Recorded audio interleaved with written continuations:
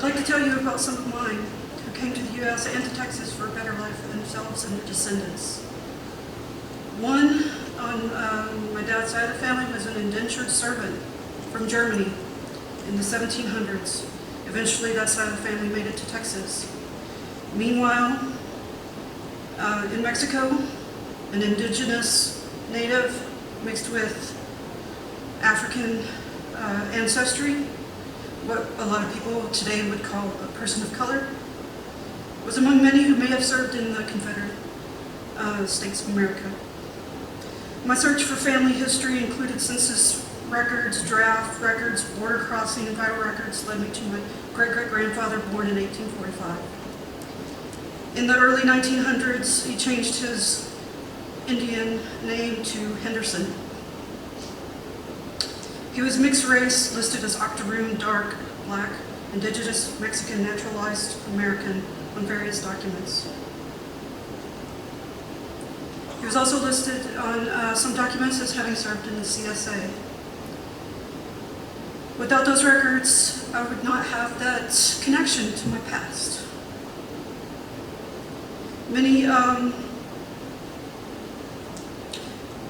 Recently there's been a wave of ideological extremism and polarized debates.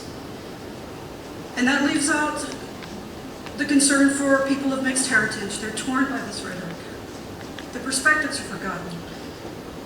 The fact that we have so many more similarities than differences are forgotten.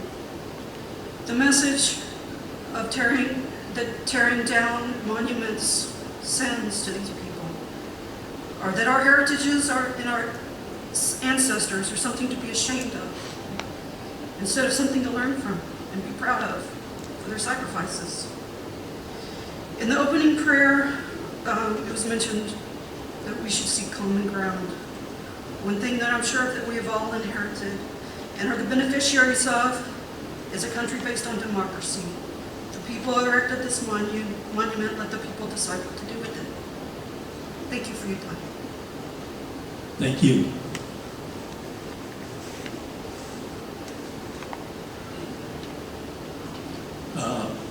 Our last speaker is number 7. I think that's Marcia. Is it Hewlett? Hollett, excuse me.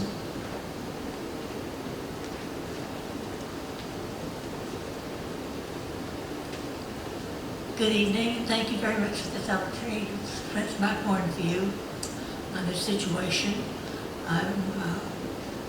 My name is Marcia Hollett. I live here in Kaufman. Lived here for about 25 years. Before that, I lived in Terrell, and then my dad was in the Navy, and I lived all over the place. The subject of segregation and integration never really bothered me because my daddy was Navy, and I danced and played with all different races when I was a child. So I really never had any what I would call prejudices. But the way I view this is that our Confederate monument stands sentinel on the courthouse square is under siege. The attackers are much like the left-wing radicals masquerading as peaceful protesters who toppled statues and monuments across this nation in recent weeks. There can be no other reason for this sudden interest in the removal of a statue that has stood in full view for over 100 years. Dedicated to the memory of the 258,000 Confederate soldiers who sacrificed their lives in defense of states' rights against the threat of Northern aggression, these soldiers fought with bravery and valor, though very few actually owned slaves. Of this number, approximately 24,000 were from Texas. This is their legacy. This is our history. Their lives mattered. The protesters who look upon the statue as offensive or are intimidated should instead feel a sense of satisfaction in the knowledge that the war between the states that led to the Emancipation Proclamation freed the oppressed from slavery. The price for this freedom was a wave of destruction that was the worst catastrophe that this nation has endured in its history. Moving the statue from its present location is not the answer. It must remain in full view as a reminder, lest we forget, to reflect on the cost to this nation's soul.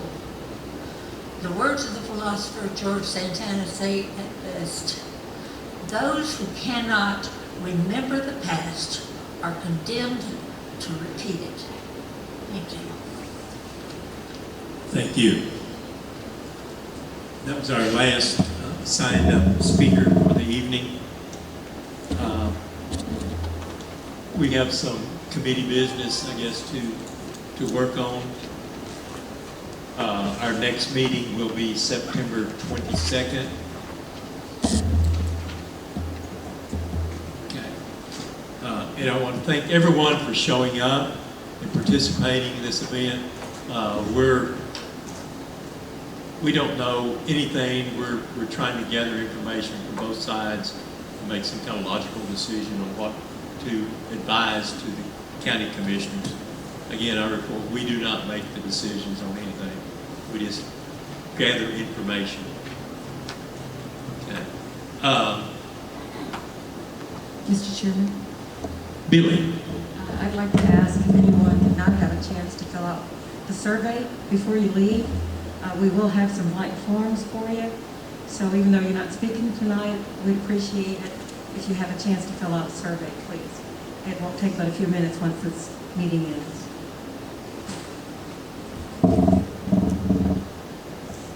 I just want to reemphasize what Billy has said. Appreciate everyone coming out and sharing your views and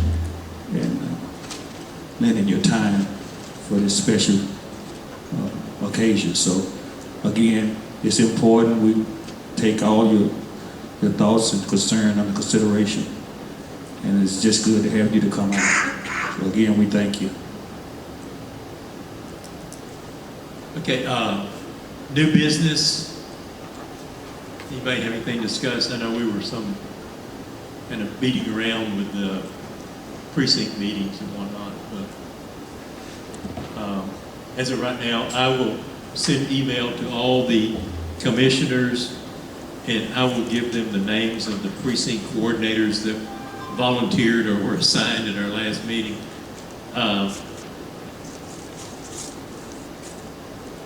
Having said that, I have been working with the judge, Representative Keith Bell, his office, excuse me. I haven't talked to Keith. Brenda Samples, Teresa Floyd, who were at the election office, inquiring as to what process would be if you wanted to put something on the ballot for the May election. Nothing is resolved as yet. I'll keep y'all informed as to what I find out. That's just another option we have in our bag if that can be done or not be done. I don't know.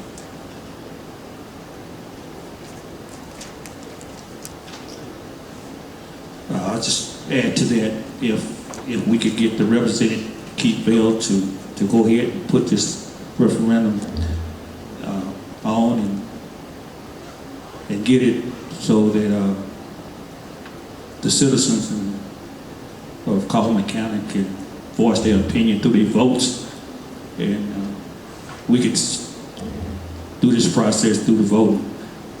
Again, we don't know. As Bill has said, we don't know. Kaufman County and the Commissioner Court does not have the authority to put it on a ballot. It'll have to come through the state representative, which is Keith Bell. So I encourage you that if you can write or call your state representative, let them know how you feel. That's important too.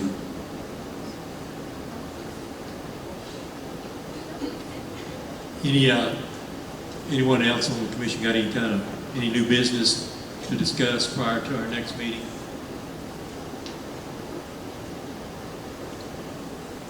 No. Pardon? Oh, 1 second. I talked to Mr. Henderson. I think he had some emails or something that had been sent to him. I don't know how many other people on the commission that have emails sent to them, and maybe not to the monument, to Bill or to myself. So we need to discuss to see how we handle those emails. Okay. Okay. Bill said we just forward those emails to the Kaufman County Monument. Okay, James. About the surveys. Yeah, we need to turn those in along with these that we're taking up tonight. The ones we took tonight? No, he had some that was sent in to him. Is that right, James? Correct. Okay, he have some. So, and that's another thing we had to discuss with. You wanted to go to the email account? Well, I mean, that's a focus on. Well, So, last week we talked about the idea of creating a survey that was a hard copy survey for the purpose of people who do not do online as far as things goes.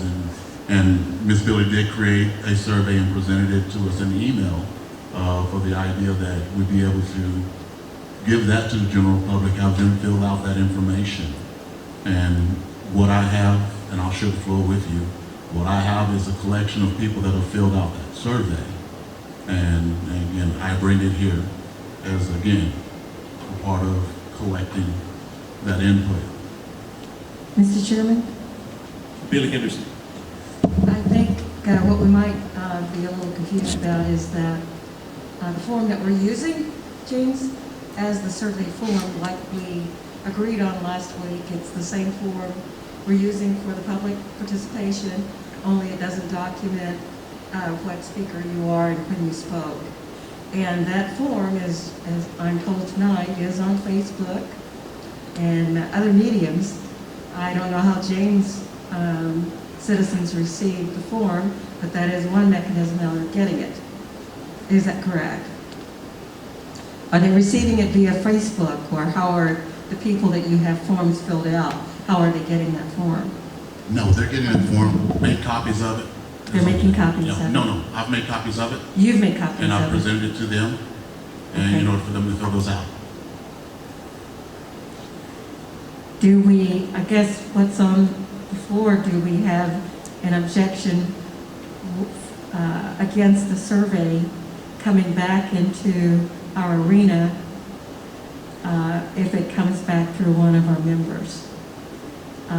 We know it's on Facebook, we know it's on other mediums, but if we can get that form filled out, Isn't that what we're will supposed to, we accept it via our membership?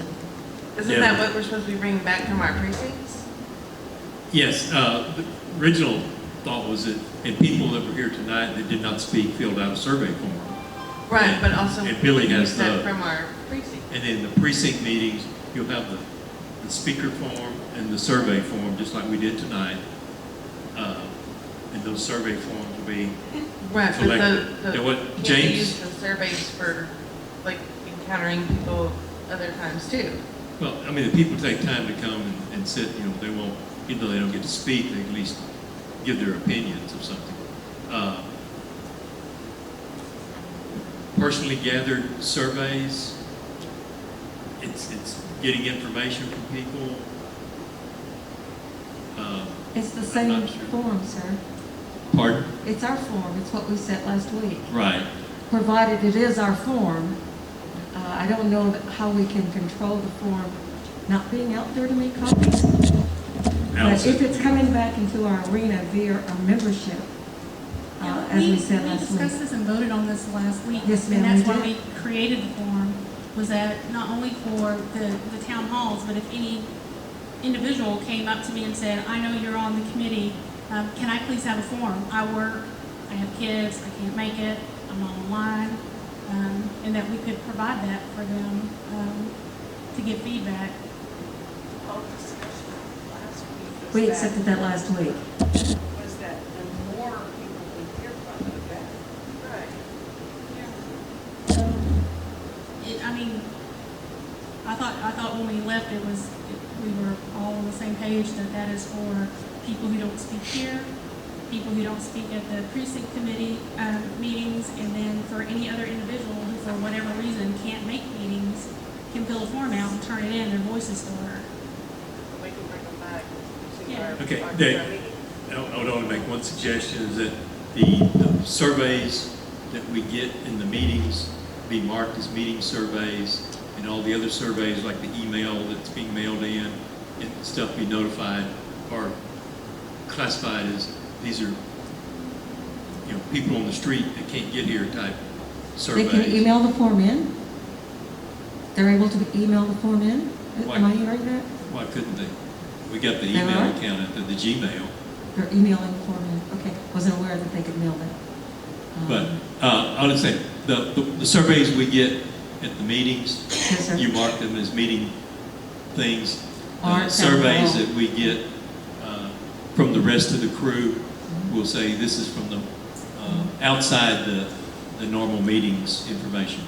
I misunderstood. I'm sorry. I didn't realize it was the emails on the computer we're talking about. Because No, you're it right. isn't. These are handmade But we're, that someone gave to James. so I understand that, and I agree they should be separated. They should be Just separated. identified as these are the ones we got at the meetings. These are the ones we got from our members. Got no problem with that. Any other discussion? I just have a thought. Joy Weaver, Yes.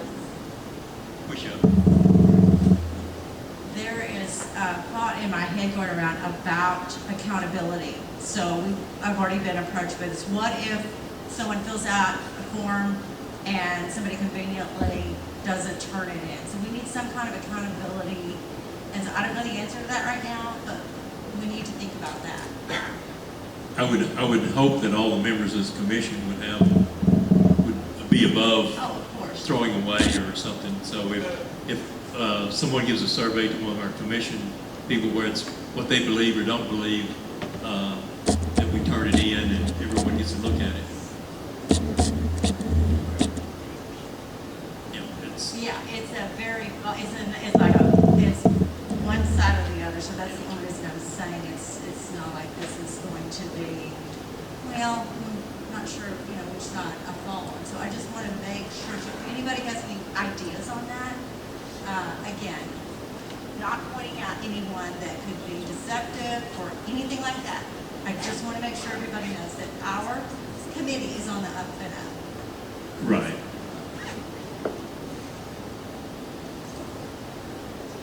Any other new business or discussions? James? So what is our decision on that? Are we going to be able to collect those surveys and present those? They're just going to be marked differently? Correct. Okay. We'll keep the surveys obtained at our normal meetings and at the precinct meetings as being commission meeting surveys, and then the others will be from individual member that have been, someone gave them a survey.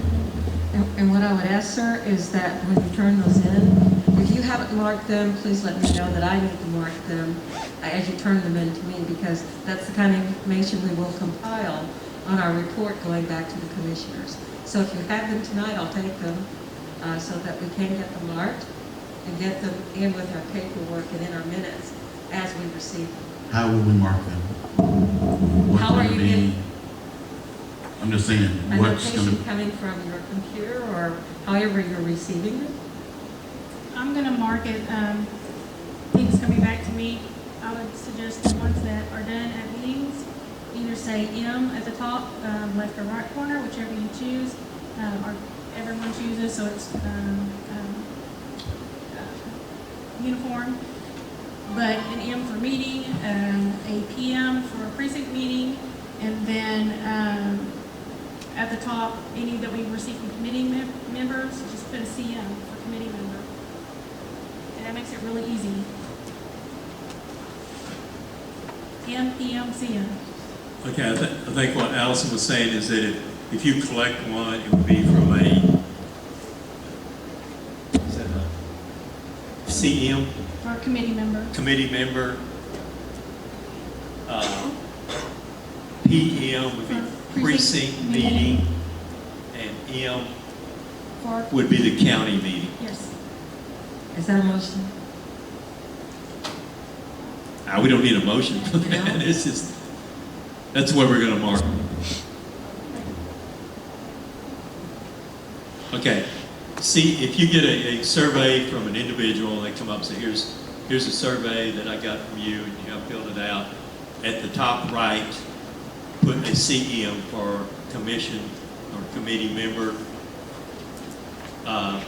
If we filled some out at the precincts, we have the local precinct meetings, those surveys will be marked in the top right with a PM. The surveys we got at this regular county meeting will be in the right-hand corner marked with an M. I'm so confused. Are you confused? Okay, Joy asked a while ago about accountability on these things. And so initially putting CM is one way. I also think that the commission member probably should put their name or initial or something on there, so you know it come from, it just should come from anywhere. If you're worried about accountability, then you'll be responsible for putting your initial or something on there. So it's verified. The CM is, yeah, but I'm talking about individual, like every year to you. Yeah, you can put the CM on there, but I'm saying you can put your initial on.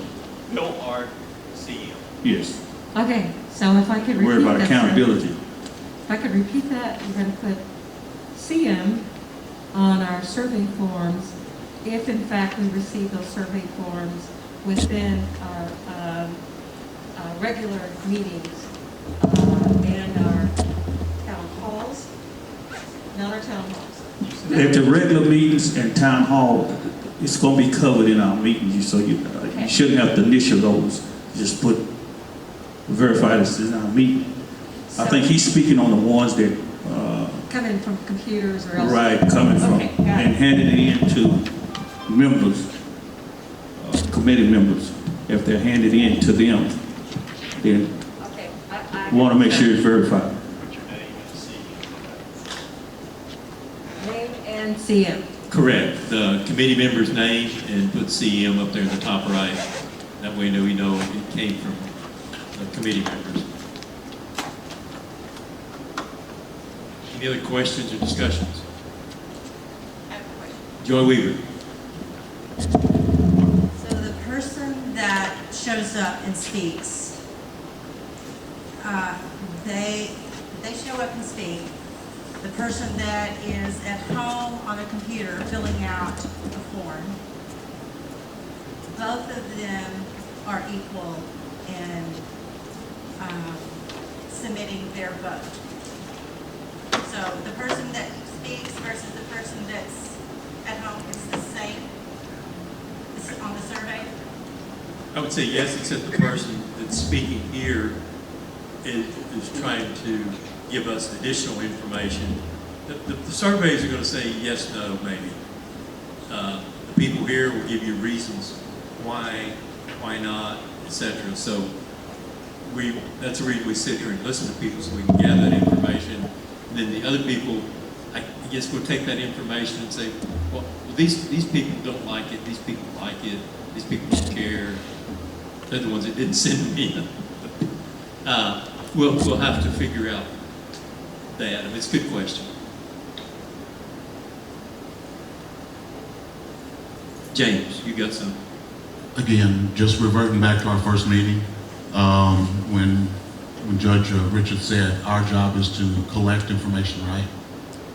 That's the whole goal, whether someone comes and speaks, or whether they email it, whether they fax it or pigeon it to us. Our job is to get people's input, right? Okay, just making sure.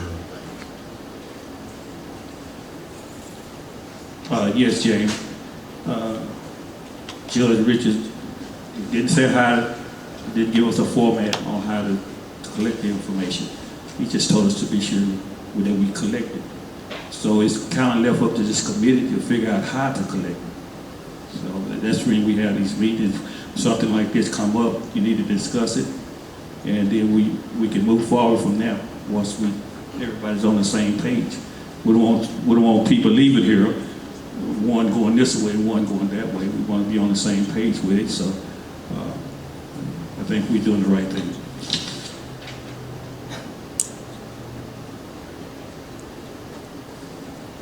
Any more comments? We have anything else to discuss?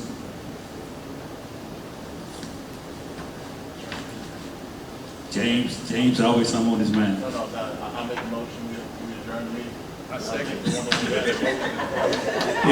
We have a motion second that we adjourn. Again, thank you for coming out this evening. Thank you, guys.